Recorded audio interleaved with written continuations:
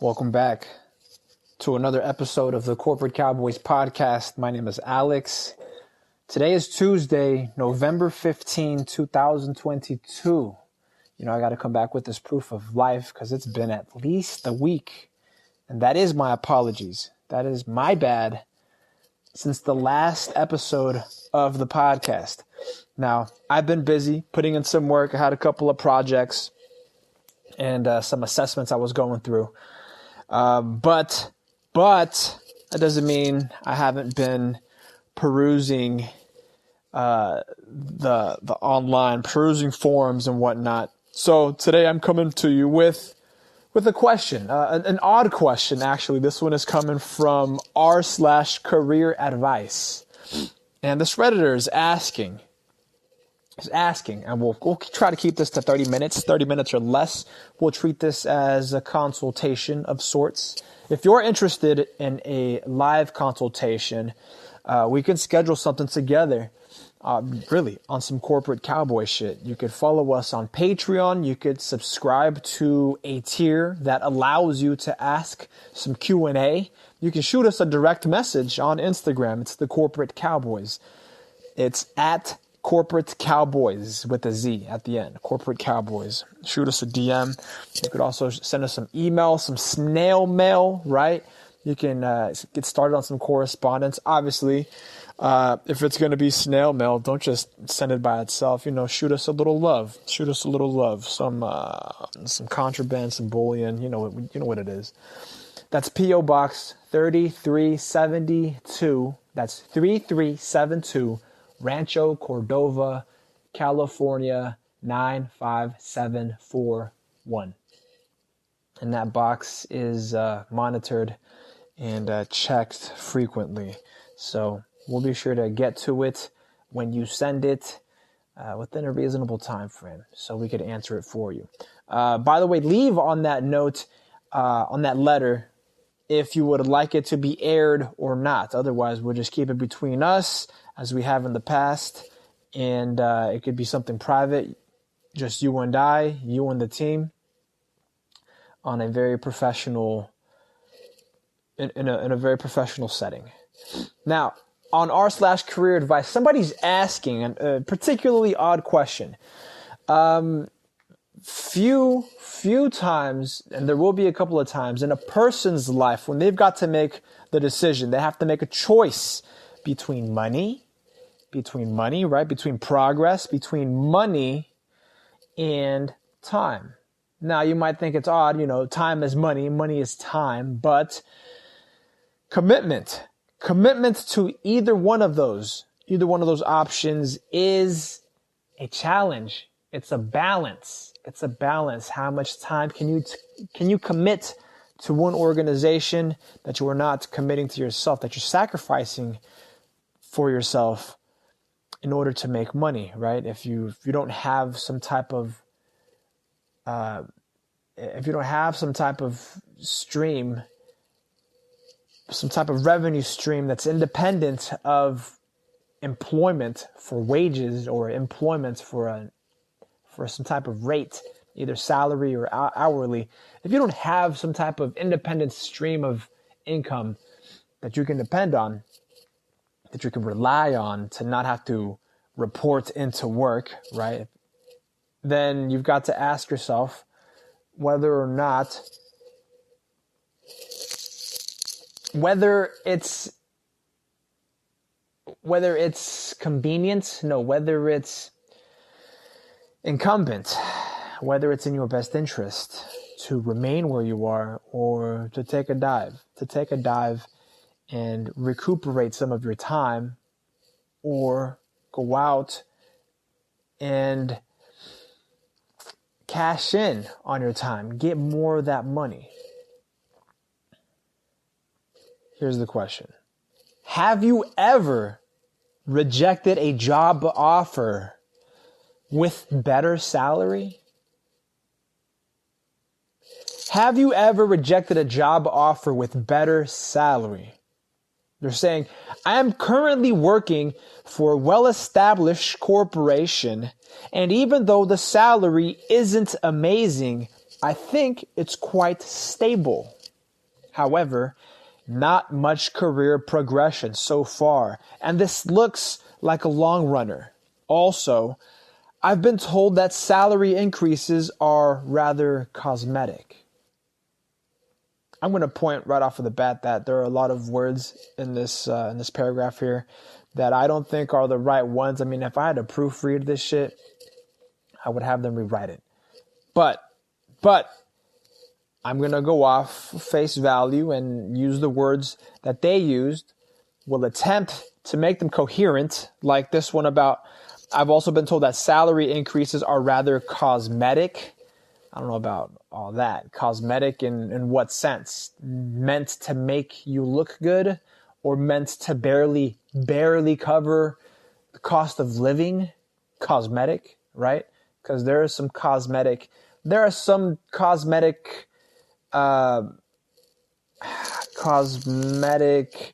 actions, right, that have a cosmetic effect that are largely discretionary, that have a huge degree of discretion.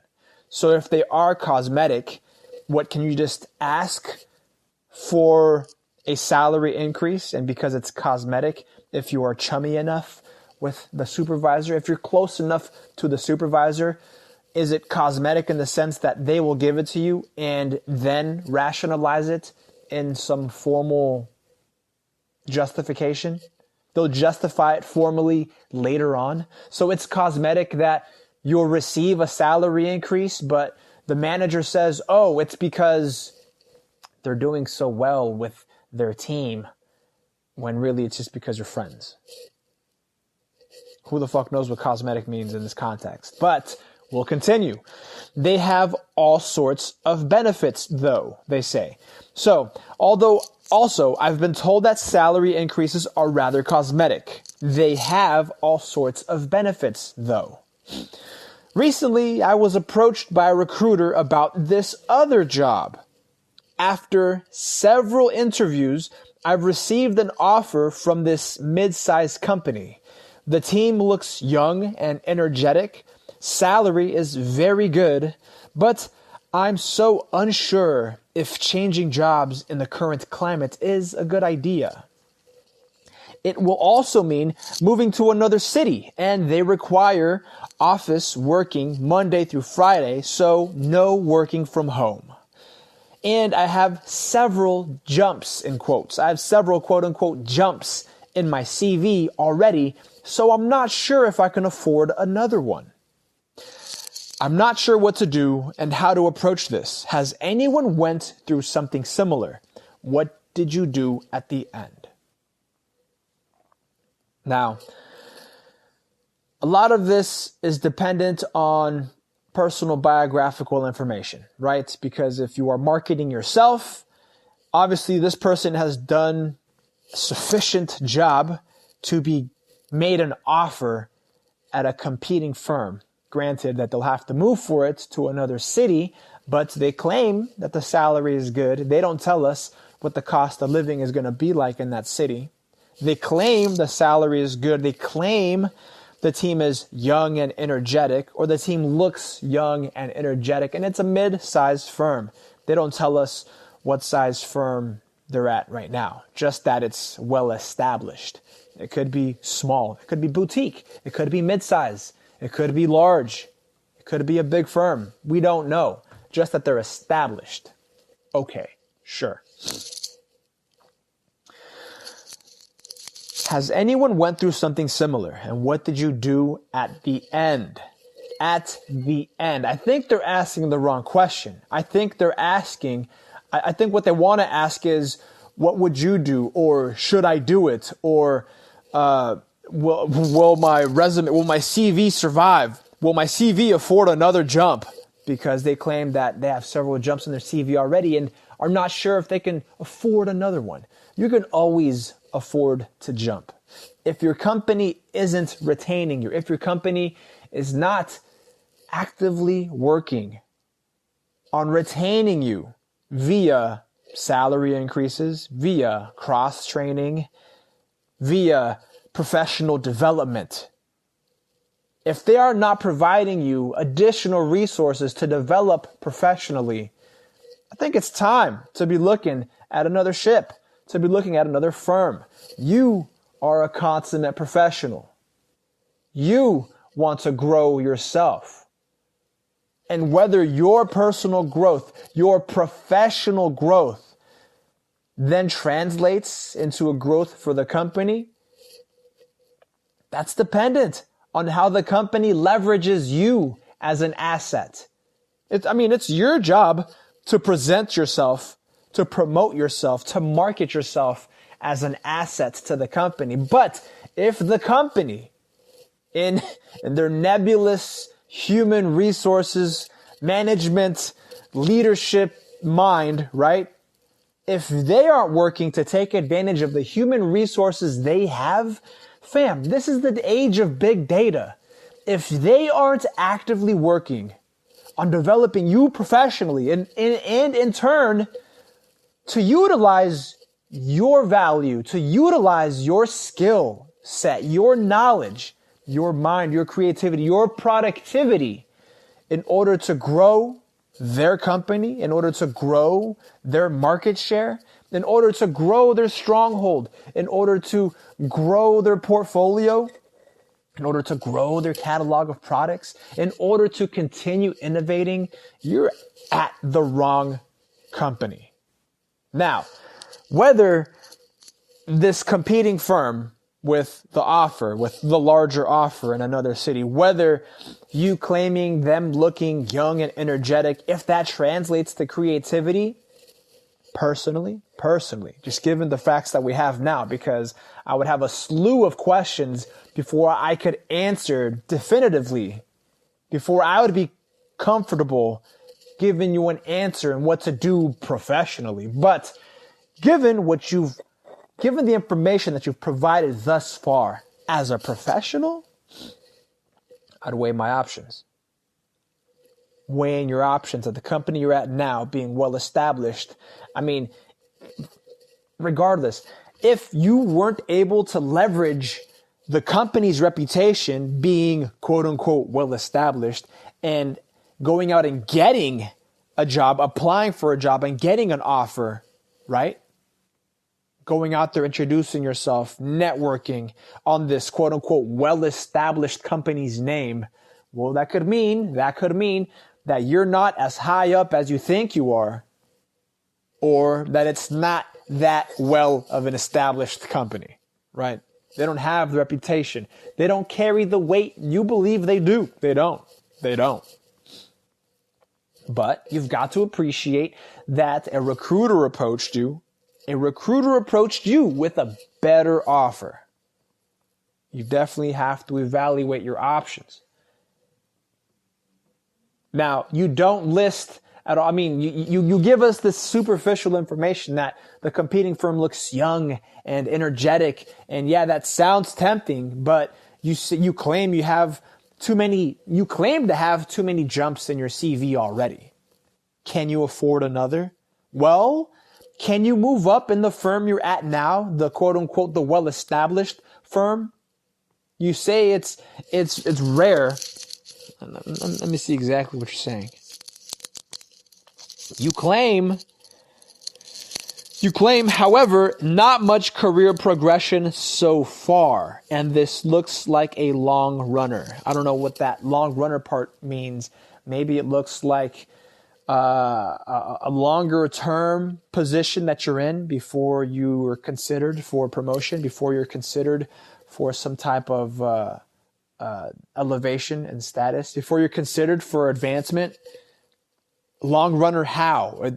Would you, like, the longer you stick around, the more susceptible you are to becoming a lifer there at the firm? Yeah, I can see that you don't want to settle. You don't want to settle at this company. You don't want to become complacent. But you don't necessarily identify whether or not you reaching out and petitioning or pulling strings in order to get promoted, whether or not that's possible, whether or not that's feasible. And then the new company, as young and as energetic as they might be, you don't have any information. You don't leave any information about whether or not career progression, professional development are options there, just that it's a larger salary. Well, what if it's a smaller, more tight-knit operation than the well-established corporation you're at now? And at this new firm, for as young and as energetic as they might be, it becomes an absolute dead end. And you can't move up at all. And you're locked in a larger salary. And you can't dip out. So you're stuck with the title. Sure, making more money, but now you've uprooted yourself from one city, unless you know how to leave behind some type of home base, some type of headquarters or a branch that you can swing back to, right? And that all comes back to social networking and professional networking and leveraging those connections. Well, you've got decisions to make.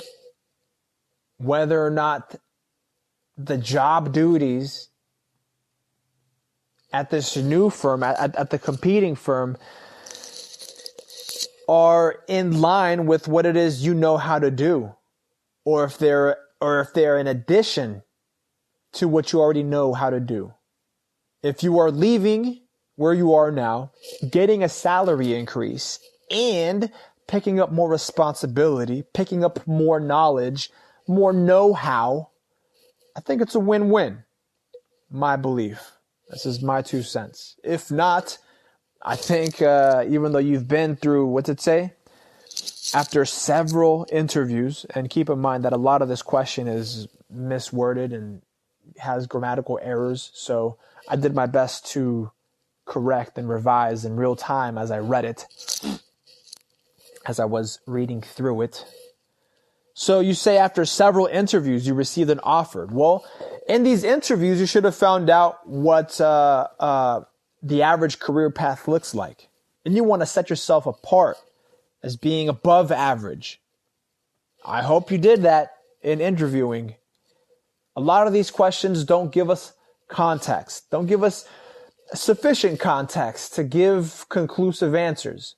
That's why it's not that I'm indecisive, it's just that additional research is required. This is coming from my background as a legal professional, as a social researcher. These are moves that you want to make, but you want to make with certain guarantees, with certain accountabilities, with a certain, what's the term I'm looking for? To a certain degree of understanding. Yeah, it's understanding, really. You want to go into a situation with the understanding of the risks, the understanding of the benefits, the disadvantages, the advantages, the opportunities that lie ahead, and any opportunities you might be leaving behind. Those that you never got to exercise at the quote-unquote well-established corporation. Let's read a couple of questions here. The first comment here says, yup, I value time and how a company aligns with my goals in life. I turned down a much higher salary to work remote. You see, there's an option. The fact that they're not giving you the opportunity to work remotely, I mean, it could be a large factor in you deciding you want to take the offer or not. The second comment here says, you put a value to moving and not working from home. Does the new salary look as attractive? Yeah, that also makes sense. The time it takes to commute, you're losing time on the road. The wear and tear on your vehicle, the cost of gasoline, maintenance, having to wake up earlier, prepare for lunch, or if you go out and eat, those are added costs. Does the new salary cover all that and then some, right? Because you don't want to be living check to check either. That's a trap. That's a prison. You don't want to just become a professional wage slave. Not at all. You want to be moving up constantly. You want to value what you do and then continue increasing in value. The third says, yes, sanity over money. Okay, they don't speak on sanity yet, but this person is just, I don't know, commenting out of emotion, I guess. This next one here says, yes, and it depends on your priorities. Yeah. It was a US-based company offering lucrative salary, almost 2 times of my package. But the only catch was complete night shifts, and I would be the sole member in the team. So lots of work to handle, sometimes flowing over to weekends. I denied the offer, citing the work-life balance, which is of priority for me now, at the stage where I'm now in my career. They've been in it for 10 plus years, they claim. Yeah, work-life balance matters a lot. There are some whose work-life balance is that of the third shift. They don't mind the skeleton crew. They prefer to work alone, or they can lead a team remotely and do it off-site. And for that, they're also compensated. They know how to value themselves, how to negotiate their worth, because there are few in the field that are willing to work those rare hours. The next comment here claims, yes, it was a tough decision, but whatever decision you make, don't look back and ponder over it for a long time. Keep looking ahead for more opportunities that fit where you want to be. That was my problem for a while. Doubting my own decision, making other problems came up at the That was my problem for a while. Doubting my own decision making after problems came up at the current company. I spend all this time looking at the companies I declined and trying to gauge if my decision was right, when what I really should be doing is skilling up. Skilling. Getting your skills up. Skilling up and looking ahead for more opportunities that align with my goals. Yeah, this is pretty decently commented. This commentary is pretty good right here. Final thing I'll add is if you accept a new offer and it's not for you, I think with the experience you have, you can definitely afford to leave the new company after 6 months or a year. The main point is whatever decision you make, you're not doomed. Yeah, I think whether they choose to take the offer or stay at their current firm, again, just from the information they've provided, and it's not much in the body of the question, of the prompt that they pose to us here. And the prompt that they give us, they don't give us a lot of context. They don't give us a lot of biographical information, a lot of professional context, anything about the organizational hierarchy that they're in now, the history, what field, what industry even. Yeah, no, not a lot of it is there. Not a lot of it is there. But given that all they're asking for is which one of these 2 feasible options is better, right? I think it behooves us to assume. We can assume that they are both feasible, and regardless of the option that they take, they are not doomed, right? But whether or not it'll change their mindset, I mean, if they choose not to take the offer and they stay at the old firm, they stay at the quote-unquote well-established corporation, will they continue to bitch about not being able to move up? Or will they take matters into their own hands, try to up their skill and get promoted? Or are they just going to come back to Reddit 6 months to a year later and be like, my company won't fucking promote me? All right. If you're interested in what happens when the company won't promote you, go back. I think it's maybe 1 or 2 episodes in this season where they've been where OP, right? This Redditor was entry level, has been entry level forever. and they ask, why won't my company promote me? It's because you're fucking up professionally. You're not moving like a corporate cowboy. You're just moving like a drone. You're moving through life like an NPC. And if you don't ask to move up, if you don't make moves to advance, you become dependable. You become indispensable, but only in the position where you settle. So if you've settled in a position, get ready to retire from it. Get ready to retire in that position. Then you become a lifer.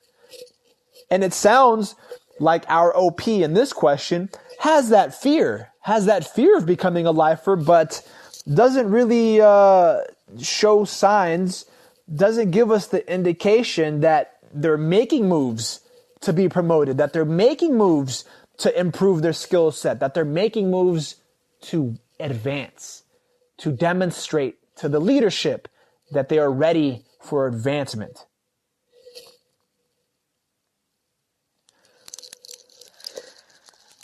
This next comment here says, in early 2021, I had an offer with an almost 35% increase. That is significant, yeah.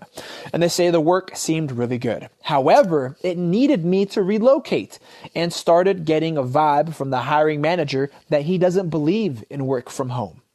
I spoke to a couple of friends and learned that not a good work-life balance either. I spoke with a couple of friends and learned that it did not have a good work-life balance either. It was not a good option for me. The market was hot, so I decided to pass. The recruiter was understanding. I didn't get any offer for the next 1+ years. I still don't regret a bit. It worked out well. You see? That's the assessment that this person has to undergo. If working from home really is a deciding factor, you've got to take that into account. You have to put that into the equation. That enters the equation in the sense that it's not just advancement, it's not just the salary increase that we're talking about, but it's the work-life balance.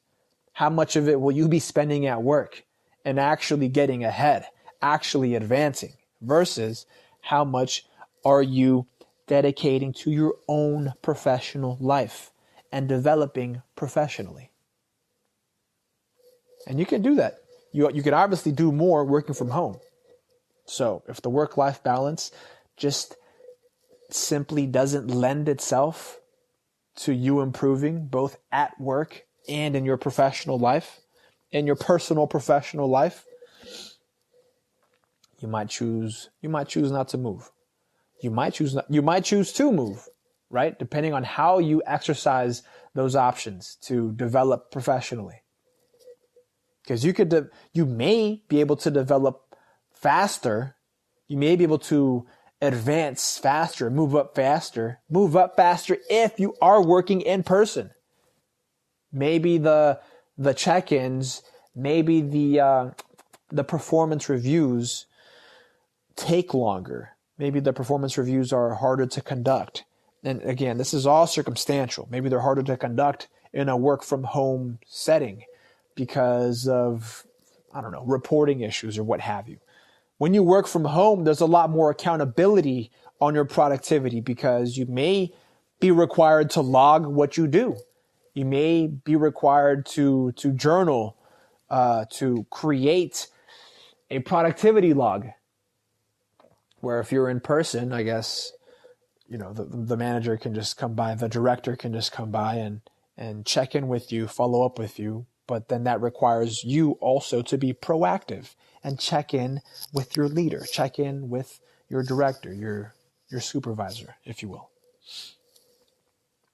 Someone here says, yes, I have, meaning that they've also passed up a larger salary. I have.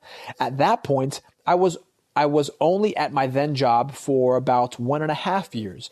I was making $62,500, $62.5 $100,000 a year, but I had the freedom to work from home and do hybrids, etc.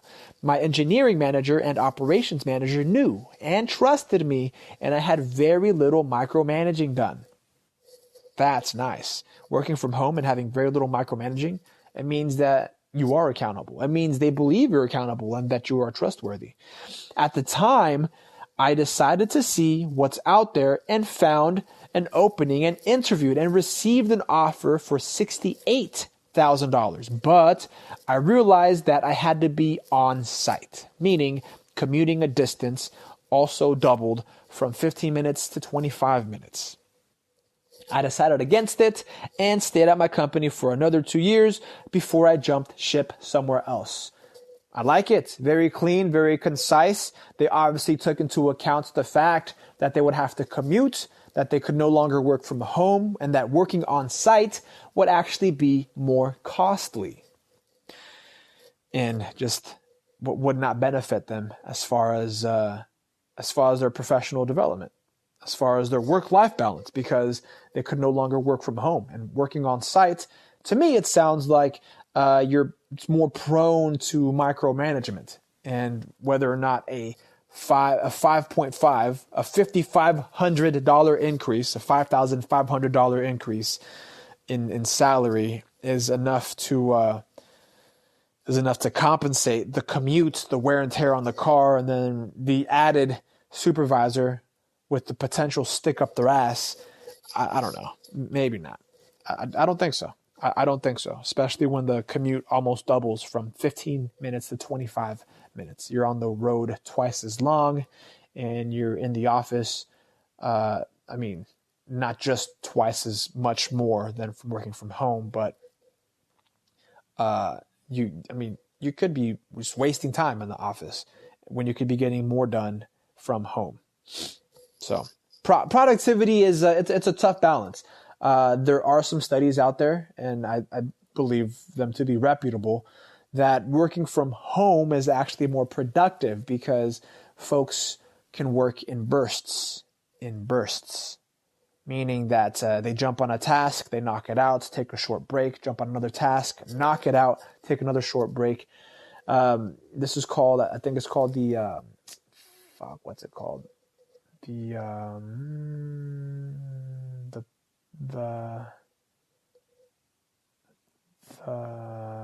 It's got the name of a pasta, the Pomodoro method. Yeah, look up the Pomodoro method, where you jump on a task, you work for a short burst, you knock it out, and you're done. That's how a lot of high performers with high standards. That's typically how they like to attack work. There are some other methodologies out there, such as like chunking, where if you have multiple tasks, you dedicate a short period of time to each one, and then you alternate through them in order to complete the final task. And to me, honestly, I'm not a huge fan of chunking. I have used it, but more so if the tasks are not, if the tasks don't have immediate deadlines, right? So if the tasks are set in the future. If the deadlines are set in the future, then, chunking might be, I gotta stop saying, I just realized. Then chunking, see, I could just slow down and talk. And if I breathe and think about what I have to say through my broken nose, if I breathe and think about what I'm saying, then I don't have to go, like a fucking retardio. Chunking, I believe, works best if deadlines are set in the future. If you have multiple tasks, then you want to attack them by order of priority. If there are intermediate tasks, if there are smaller objectives that are required to completing those larger deadlines, to satisfying those larger deadlines, then the chunking becomes logical almost, because you can set those short-term deadlines, the ones that are coming up immediately, like if you have to complete research, if you have to complete interviews, if you need to file forms, if you have to pay people, right? Those you can do in the very near future, almost immediately, and you can do those in chunks for the different tasks, for the different projects that you have to do. And as you complete them, you get closer to the official deadlines on those main projects. And having chunked them, it's really just a matter of time management and project management. But otherwise, I think the Pomodoro method, especially if you're working from home and it's just a job, right? It's just a salary position that you're showing up from 9 to 5. The Pomodoro method, working from home, is aces. It's aces. And yeah, it's true. You might be able to take more breaks than just the 2 10s and the 1/2 hour. But you become, and I've seen the studies, you become significantly more productive. Significantly more. And you're able to, especially if it's client facing, you're able to treat and personalize each client's interaction, especially if you have time to prepare for each one. And you're not just rushing through them because you're in a 9 to 5 or you're being micromanaged. That about concludes this episode. If you like what you heard, go ahead, like, subscribe, give us a thumbs up, hit the bell, all that good jazz, because we're not just on YouTube. We're going to be on other platforms as well. This podcast in itself is available where all podcasts are heard. My name is Alex. It's been a pleasure. And just think like a corporate cowboy, man. What would a corporate cowboy do? Have yourself a nice week. We'll catch you on the flip.